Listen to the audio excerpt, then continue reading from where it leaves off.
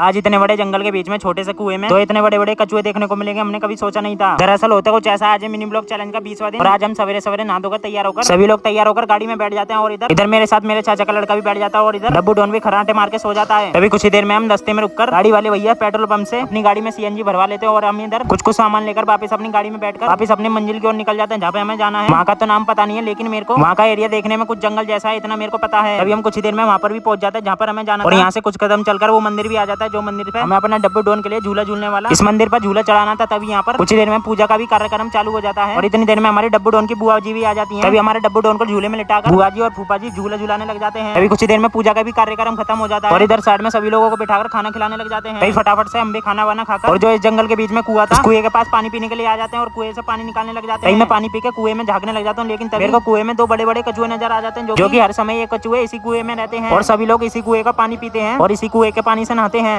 बोलिए जय सीताराम।